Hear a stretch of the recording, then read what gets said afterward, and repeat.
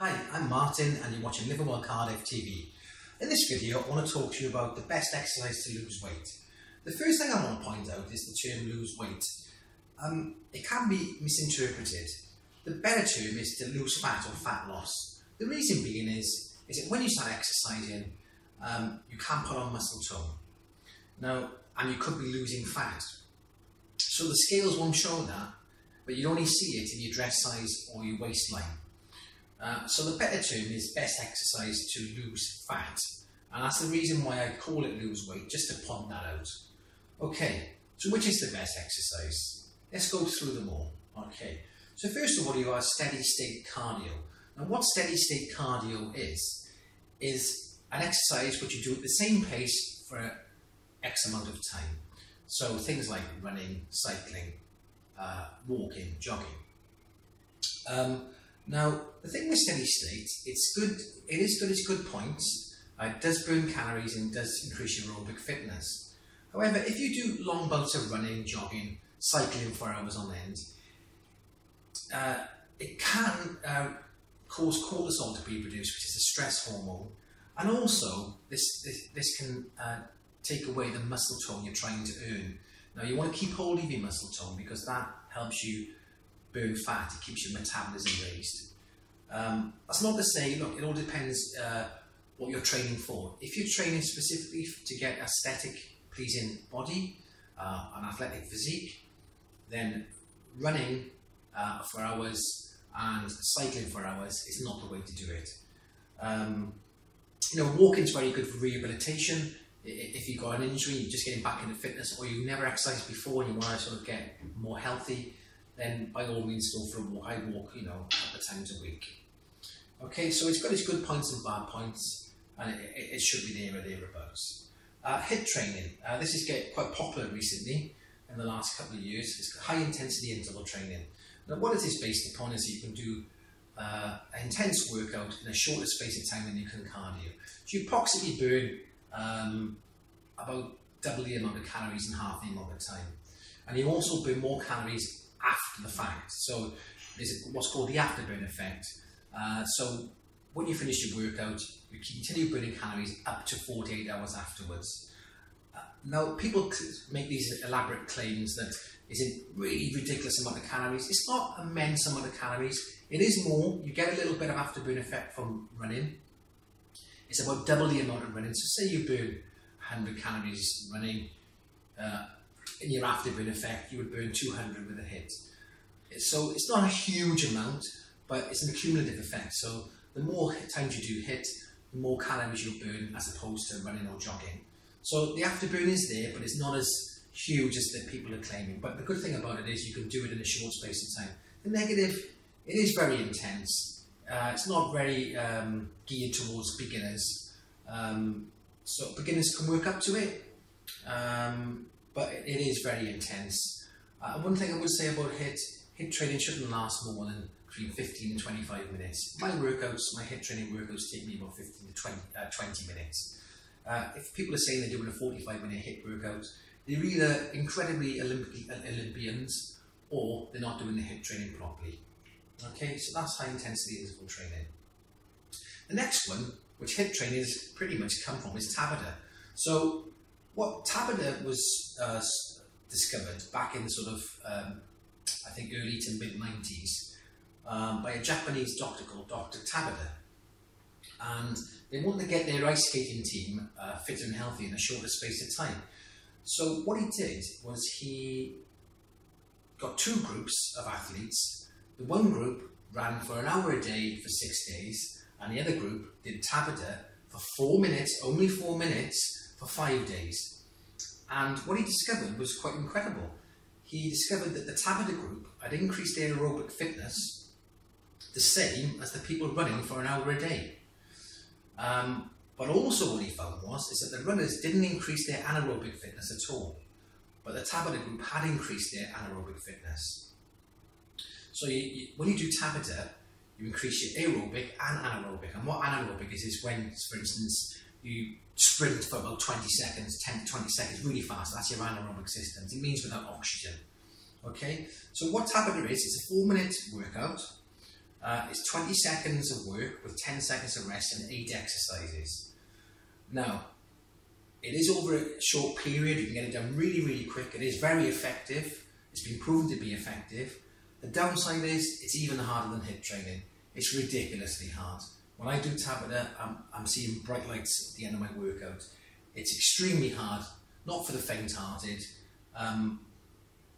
if done properly. And again, I've seen Tabata class, 45-minute long. That's no Tabata class. You couldn't do Tabata for 45 minutes if you did it properly. It's impossible. It's a 4-minute workout, 20 seconds, 8 exercises. You work in 20 seconds, 10 seconds off. Extremely difficult. But again, I use these because I've started, working towards HIIT training. I got up on my HIIT training and I'm doing Tabata. So Tabata, 4 minutes at a time. You can do it after your weight training workout. It is hard after your weight training workout. Or on your weight training off days, you can do a bit of Tabata, just 4 minutes. But build up to it, okay? It is very, very hard. I'll be doing a Tabata workout either in my next video or the video after, so keep a lookout for it on our YouTube channel. So then you have weight training.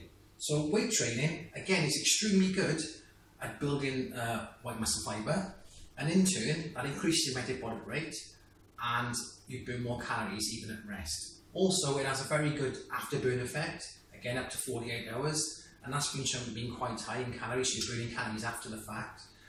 And it gives you a pleasing physique. So it keeps your body all toned and lean, okay? So never skip the weight training.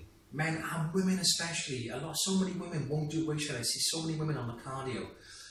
Get on the weights. Now don't be worried about getting a manly physique, because I guarantee that 99% of you women out there don't have enough testosterone and have lots of estrogen, which will limit you to the amount of muscle you can put on. What you will get is a lean, toned body, okay? So get your weight training in. One thing I will say with it as well, you have to push it with weight training. Don't go in the gym, pick up a pair of Mickey Mouse 1 kilogram dumbbells and start doing 100 reps with them. You may as well just stick to cardio. You need to stick your rep range to about 10-12 repetitions, so 10 times, 12 times, and the last one must be to absolute failure, okay, using good form, okay, not cheating. If you can do 13, 14, 15, 16, 17, get that weight up, okay, but work up to that. If you haven't done weights before, start off light by all means, and because you will feel an ache the next day after you've done it, but work up to that, alright, and then, but you need to be working up so your sets up to failure. And when you've found you can do more than 12, 13, 14, you've got to keep that pushing that weight up, but still using good form, good technique.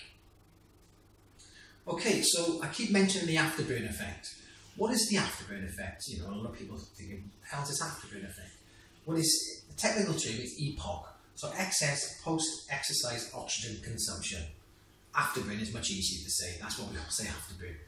So what EPOC is basically, once you've done a physically hard workout, your body's got to refuel and repair. So the muscles have to be refilled with creatine and something called ATP, which is adenosine triphosphate.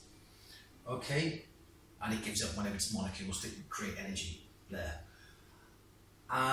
It also has to reoxygenate the muscles and repair the damage.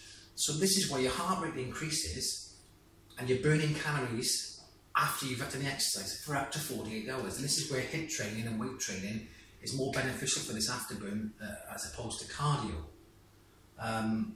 So it's just worth mentioning what the afterburn effect is. Right, so which one's best? Well, personally, a mixture of all of them. If you're happy going for a run and you enjoy running, then okay, just do it. I prefer to do things like Tabata, HIIT training and weight training.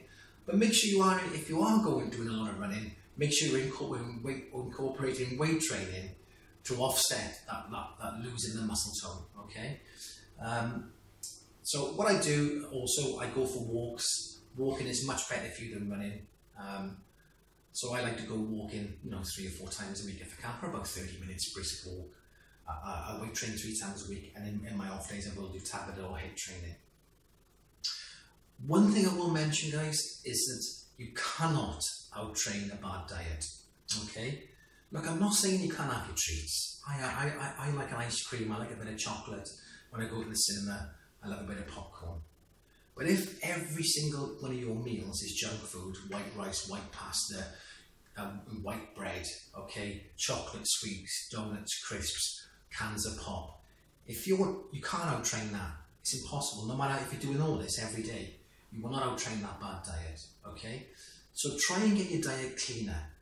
Yeah, if you have one treat here and there, but all the other meals are healthy and unrefined carbs, you know, healthy lean meat, eggs, chicken, fish, whole wheat pasta, whole grain rice, wholemeal bread, okay?